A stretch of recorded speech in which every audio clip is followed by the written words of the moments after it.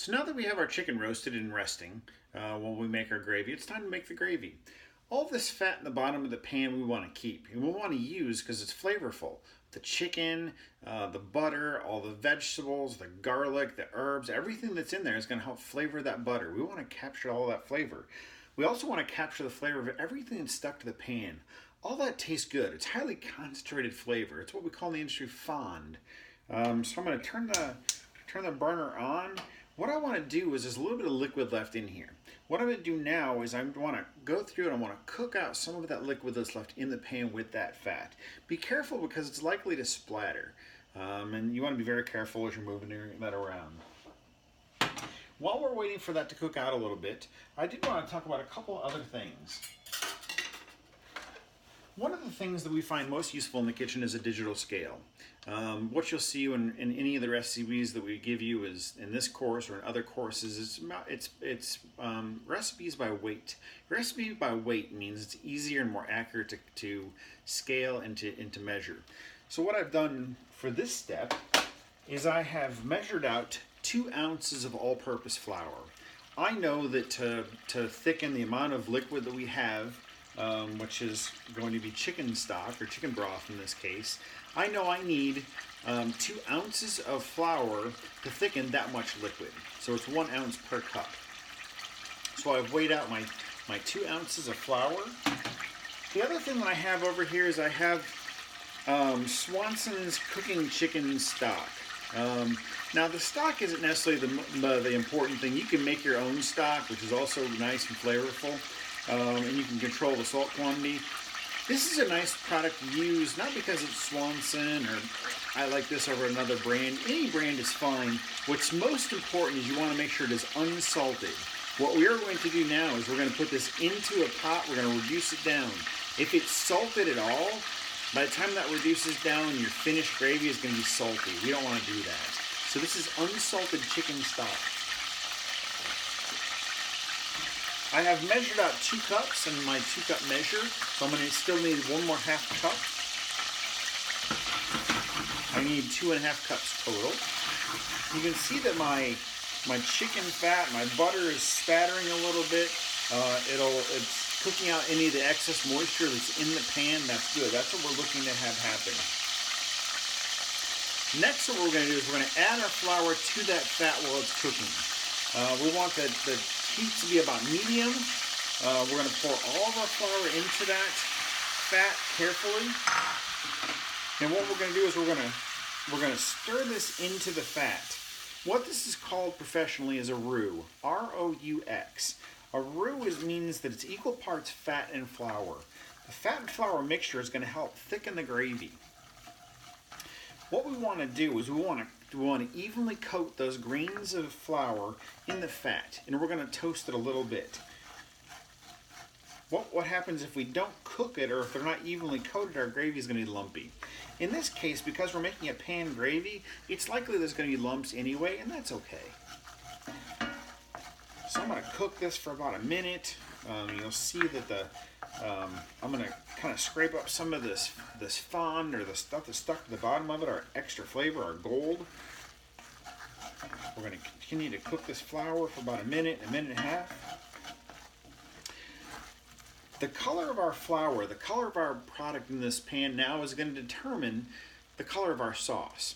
When you think about having chicken gravy, you're thinking like this light brown chicken gravy. This is where we're going to get that color from toasting the flour. It's starch. So we're going to toast all this. It smells delicious. You can see that it looks runny. Make sure that you're very careful not to grab the sides of the pot. I know this pot is very hot from being in the oven, especially the handle. Sometimes we get in a hurry and we grab that. Ouch, you're going to know right away. So now that I've cooked out my flour, it's toasty, it's nice and light brown. I've scraped a lot of that fond off the bottom of the pan. What I'm going to do is I'm going to switch to a whisk. I'm going to whisk slowly in some of the chicken stock. So I'm going to slowly add this. I'm going to incorporate it and then slowly add some more. and then incorporate it. And then once we have it thinned down a little bit, we can go ahead and add the rest of it. So there's our 2 cups. We're still missing another half a cup.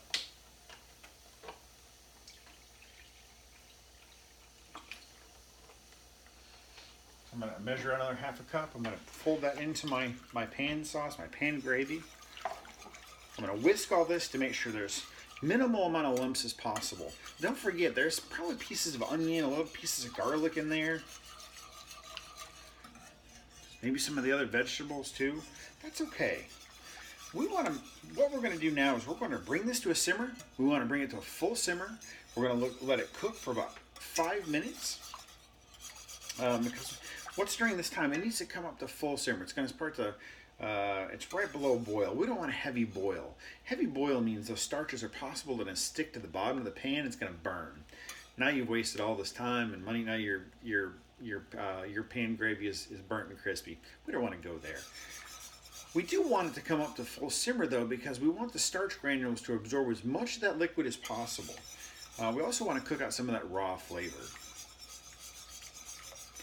So we're going to bring this up to a simmer. We're going to stir it periodically. And then we're going to, at the end, we're going to season it with a little bit of salt, a little bit of black pepper, and then we're going to taste it and see where we're at. If we feel the gravy is a little bit too thick, a little more stock. If we feel it's too thin, what we're going to do is we're going to continue to cook it and reduce it down. So it can go either way. It's going to depend on how much you cook the flour, how much fat is in there, how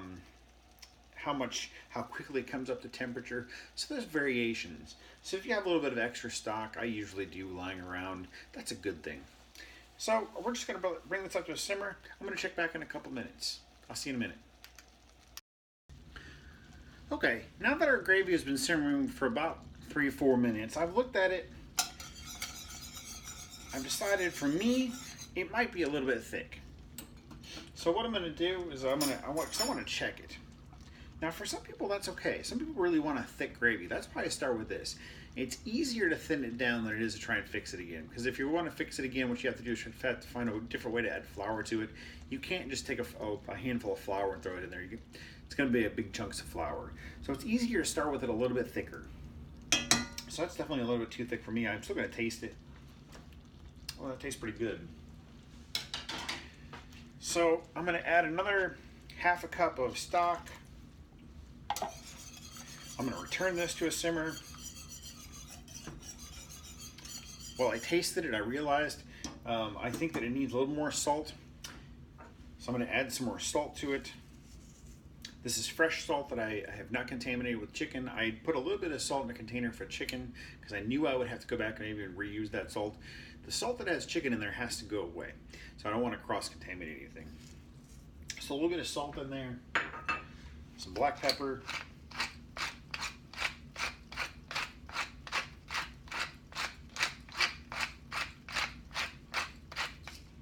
the yield on this gravy is going to be about 3 cups. I like a lot of gravy, and it's easier to have more gravy than not enough gravy. I can always take the extra and turn it into a pot pie, but if I don't have enough gravy, I feel bad for me. I feel bad for the guests because really for me, I just eat the gravy out of the pot like this. There's a lot of, I really like gravy a lot. So I'm going to take this, I have a clean spoon, I'm going to taste that. It's definitely thinner than that first batch. You really just wanted to coat the back of the spoon. So we're there.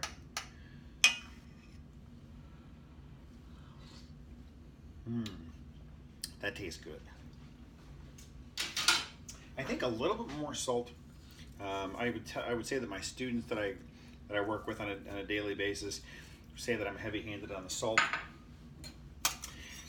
but I like it. So we're gonna mix some of that in there.